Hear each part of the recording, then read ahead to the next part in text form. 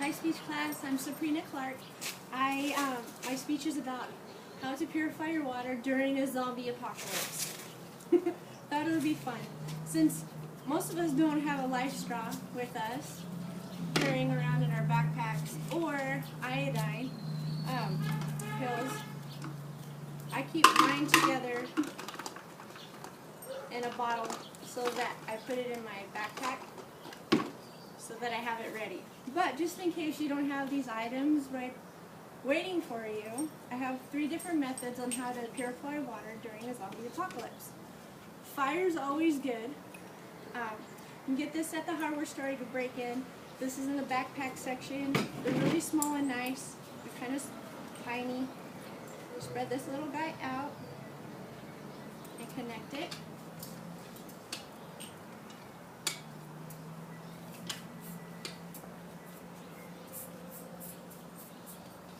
On there, make sure it's nice and tight. Turn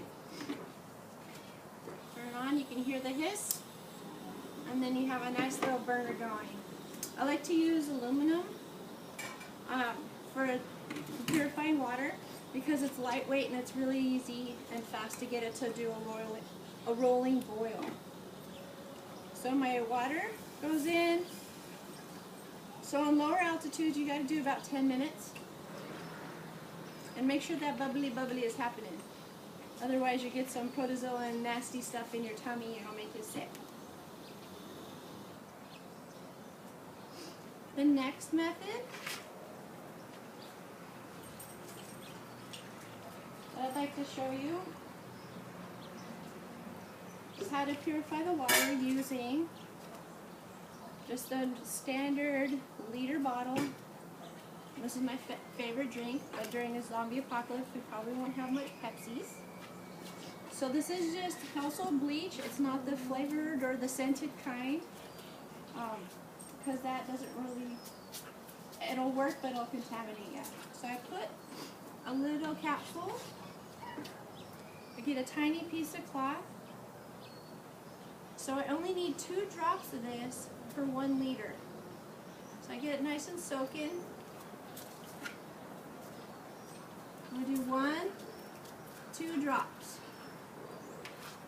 Then I put the lid on it, shake it, and then I let it sit for 30 minutes. After that, if you've ever tasted really overly chlorinated water, it's pretty gross. So what I like to do is put a little bit of baking soda on my handkerchief, and I got to make sure that the vessel that I'm pouring in my water into has already been clean and sterilized. Now I just add the baking soda. It just gives it a little bit of sweetness to it, so it's not so gross. Now the third one is kind of fun.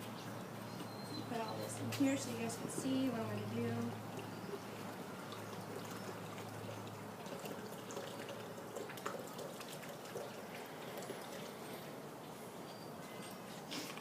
Put my lid on.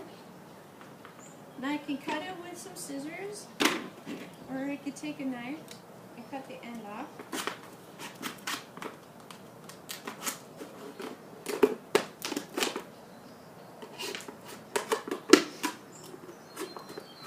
Finding sand and gravel when you're out, camping and by trees and stuff is a lot easier than here around the house. Most of us would have briquettes for grilling out, but you can't use this charcoal to make a filter as it is because it has some lighter fluid in it to ignite quicker. So you actually have to start the fire with it, let it burn down, and then crush up the ashes for that.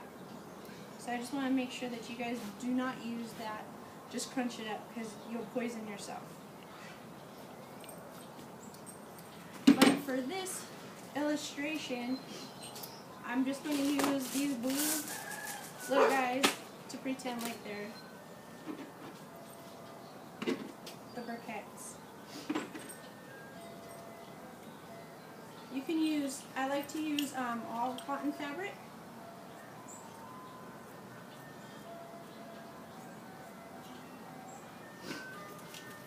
Put that guy in the very bottom. bottom of my paint, I do some pebbles. Could be small rocks. I found this stuffing stuff, cotton. You can find this probably in your pillows. You have to dismantle it. And remember, we're pretending like these are those briquettes. This is where we're going to put the charcoal.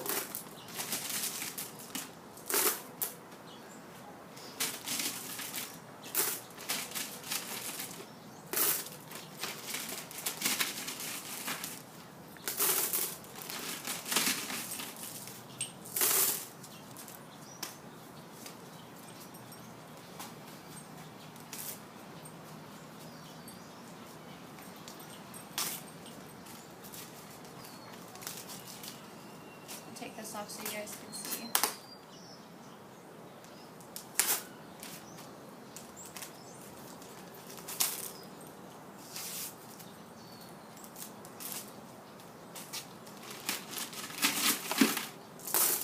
Charcoal.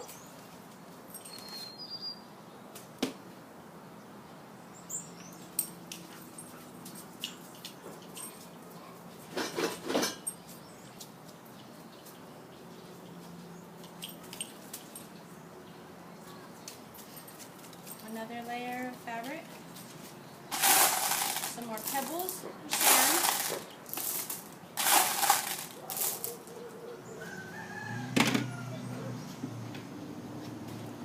Right. So then you pour your water inside there.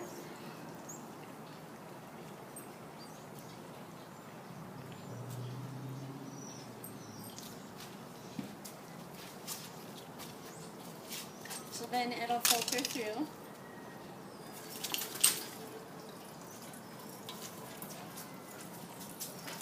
And as the water filters through the carbon, it purifies it.